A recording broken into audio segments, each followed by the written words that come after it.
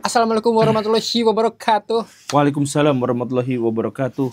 Happy birthday Indonesia. Happy birthday Indonesia. Ini di-tag 17 pada saat Agustus. 17 Agustus. Tapi masih sangat pagi, jadi belum ada yang karnaval. Tapi di jalan sudah ada orang bebersih. Dan siap-siap jalan di mana-mana akan di-blok. Yang ada dalam tanggung jawab saya hanya Guru Gembul Channel dan Gembulikum. Assalamualaikum Baraya, selamat datang kembali di Gembulikum.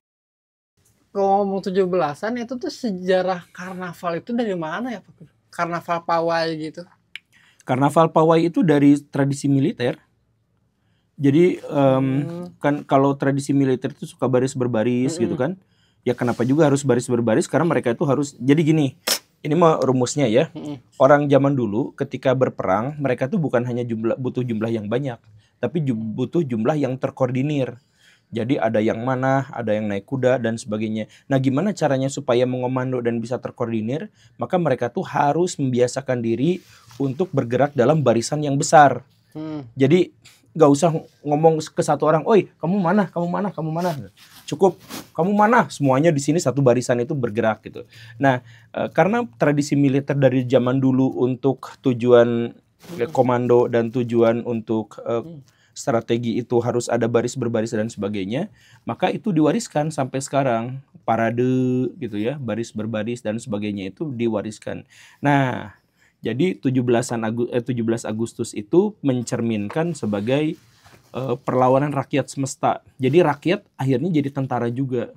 Nah disitulah kemudian berkembang tradisi parade, karnaval, sonhore, ya gitu enggak ya? Enggak, sonhore ya. Belum waktunya waktu itu. Belum waktunya ya.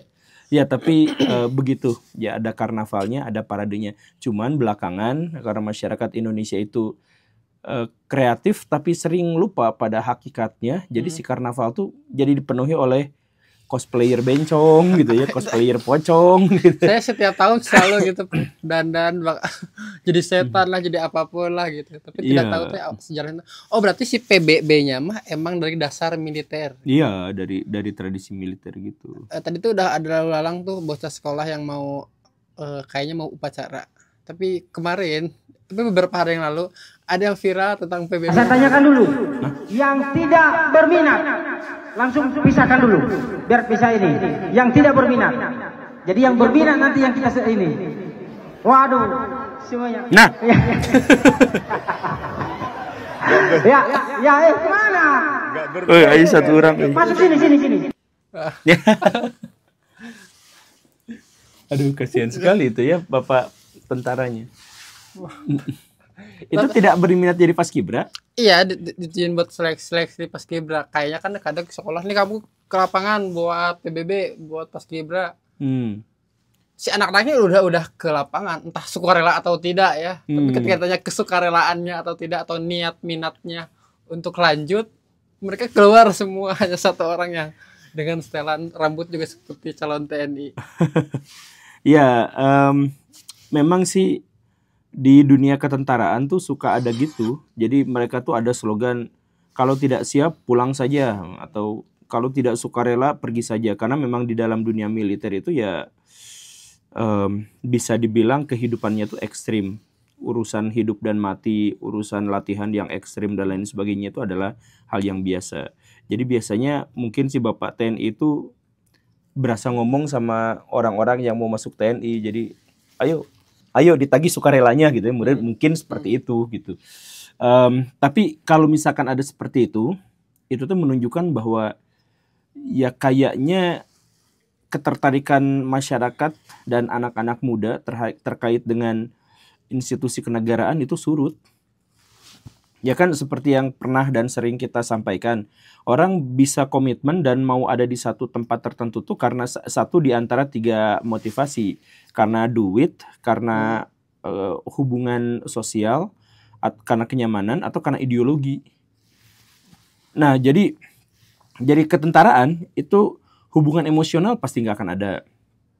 Kemudian duit ya nggak seberapa.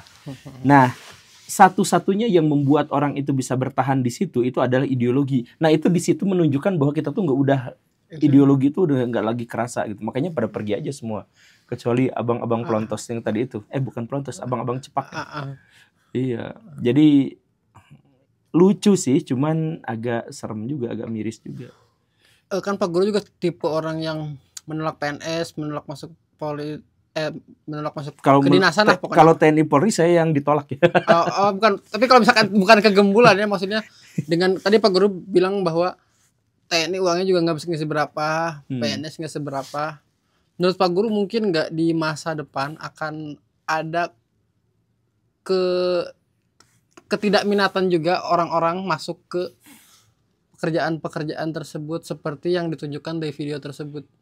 Kalau kita melihat emang negara gini nih, negara miskin yang dirundung perang, jadi tentara tuh harapan.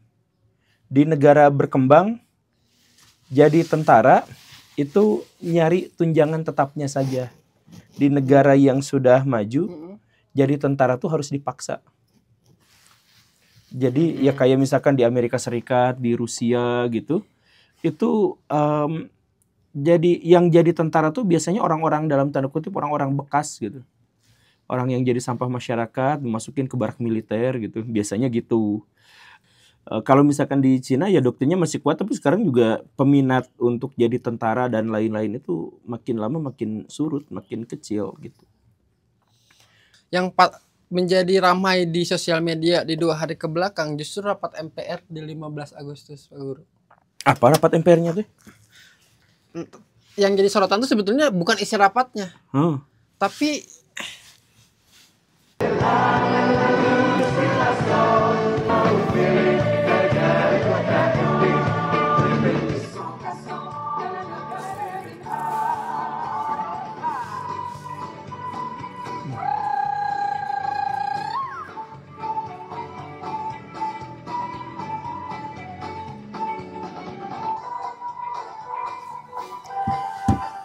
video ini sering disandingkan, diselipkan dengan pejabat-pejabatnya pada menari-menari dan lain-lain. Sedangkan yang bawahnya gitu. Jadi tengah 17 Agustus tuh dari kemarin tuh video yang muncul berseliweran di sosial media tuh itu. Aduh, batuk terus gimana potongnya ya? Aman potongnya.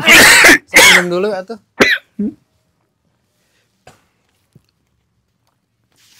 Ada Sincau Sapanda lagi. Masuklah Sincau Sapanda. Aduh.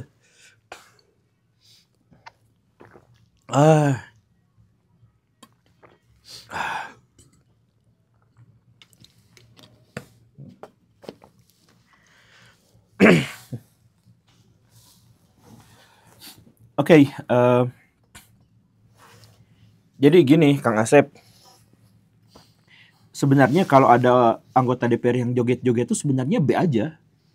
Baik-baik aja, biasa-biasa aja. Mereka juga manusia gitu. Kemudian mereka juga punya kesenangan ya. Kalau misalkan ada lagu-lagu yang seperti itu juga BS ya. Yang jadi kita khawatirkan itu adalah reaksi masyarakat yang membandingkan itu joget-joget itu dengan apa yang terjadi di masyarakat. Jadi joget itu kan B aja, yang tadi itu biasa aja. Ya walaupun kelihatan menjatuhkan wibawa mereka gitu. Kelihatan bahwa mereka tuh kayaknya si otaknya tuh nggak pinter-pinter amat gitu kelihatannya dari situ gitu ya. Saya mah nggak tahu, cuman kelihatannya kayak gitu. Intinya mah itu memang menjatuhkan wibawa.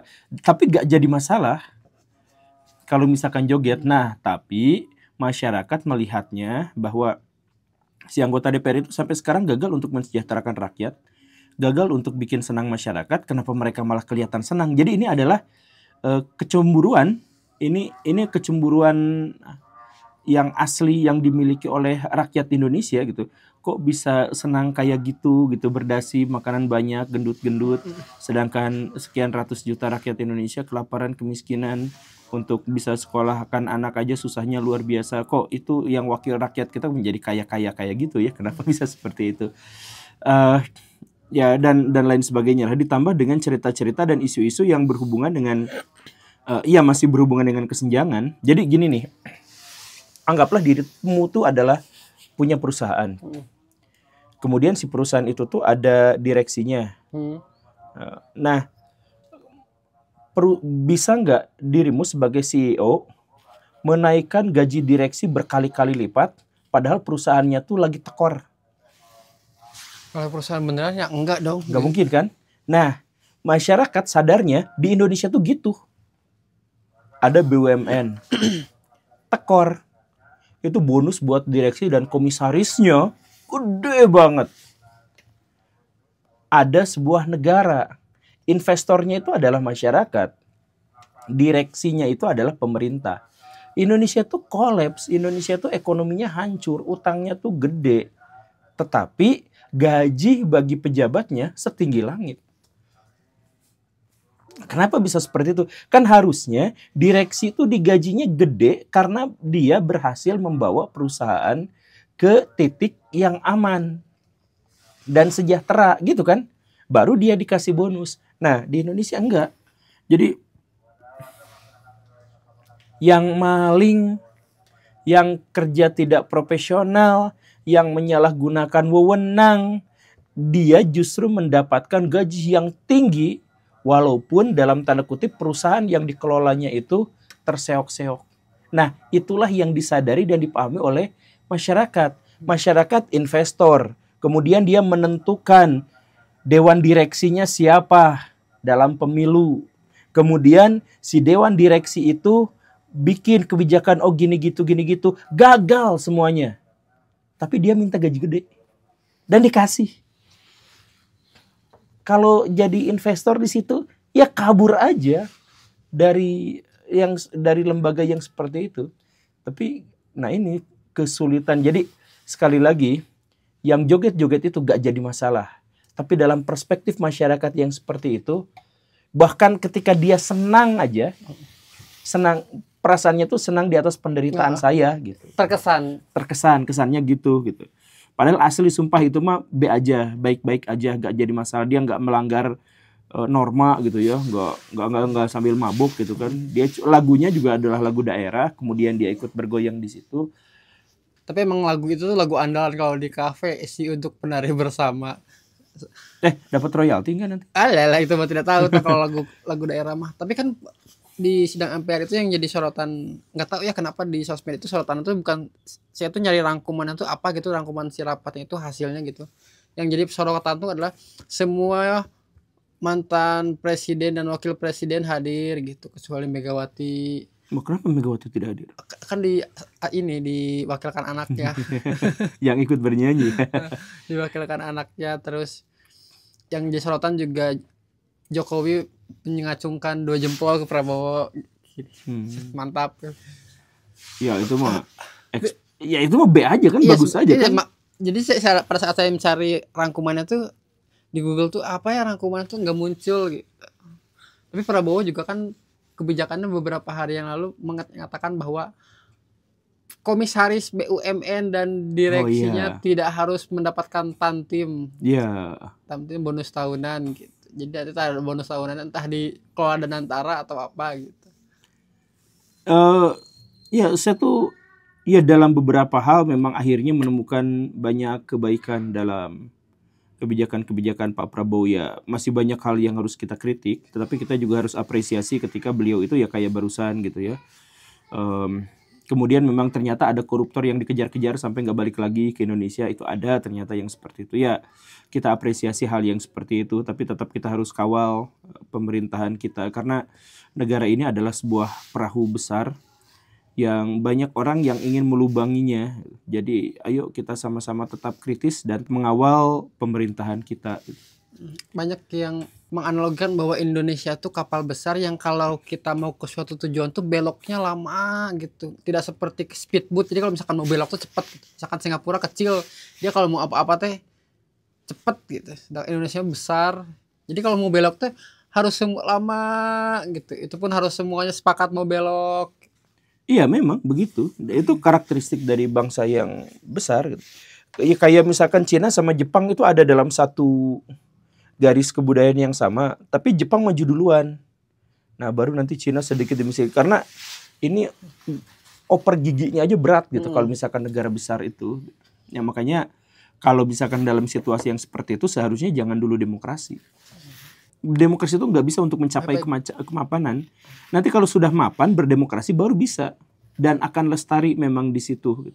Tetapi kalau misalkan untuk awal-awal ya butuh pemimpin yang keras, tegas. Karena otak orang tuh banyak kesana kesini, semuanya tuh random. Kalau otak orangnya belum maju, ya makin kesana kesini gitu ya. Mau belok ke sini aja rebutan kesana kesini si setirnya tuh gitu. Nah, jadi mapankan dulu, misalkan dengan ya katakanlah ya dengan pemerintahan yang lebih tegas. Nah, setelah itu kasih demokrasi secara penuh gitu. Biasanya sih bagus. Kayak Amerika Serikat. Kisruhnya di Eropa dulu. Nanti setelah di Eropanya berhasil selesai dengan kekisruhan, dengan berbagai raja-raja yang jahat dan sebagainya, pindah ke Amerika Serikat sudah tinggal menjalankan demokrasinya gitu. Yes. Ya walaupun Amerika Serikat juga sempat ribut terus-terusan gitu. Cuman skemanya biasanya begitu gitu. Berarti yang cocok untuk negara berkembang kok Pak komunis, kamu tidak takut anggap PKI? Iya, iya gak harus komunis, enggak. Tapi komunis itu karena komunis itu menjanjikan kediktatoran untuk jadi gini nih, untuk negara-negara yang terbelakang dan berkembang, mereka tuh harus menekankan bukan pada sistemnya apa, tetapi pada siapa yang memimpinnya. Jadi jadi kepemimpinannya mau demokratis, mau kepemimpinan, tapi kepemimpinannya itu harus bagus dan dia tuh terpusat di pemimpin itu. Jadi nanti mau komunis mau apa ya terserah, tapi itu maju gitu. Nah, kalau misalkan sudah demokrasi, serahkan kepemimpinan itu kepada publik. Karena publiknya udah maju-maju semua. Kalau publiknya belum maju, ya pemimpinnya aja yang maju gitu. Gitu. Jadi apakah saya anti komunis? Statement-statement kayak gini nih yang jadi framing guru gembul. Iya, karena ini ada ustadz yang bahkan menyebut saya komunis itu gara-gara potongan video gitu. Ya kayak Ustadz gini loh. kan. Sebagian motong komunis cocok di Indonesia. Komunisme cocok Iya, di Indonesia kan kenapa itu kan, ya? kita tidak bisa mencegah itu gitu. Iya. Ini satu lagi yang temanya masih cocok di 17 Agustus ini dari Satri ini di Saweria Pak Guru. Satri Satri. nggak pakai A. Pemerintah kuat membendung oposisi dengan memecah fokus. Ini bukan kelemahan, justru jadi peluru jika bersatu di bawah satu panji.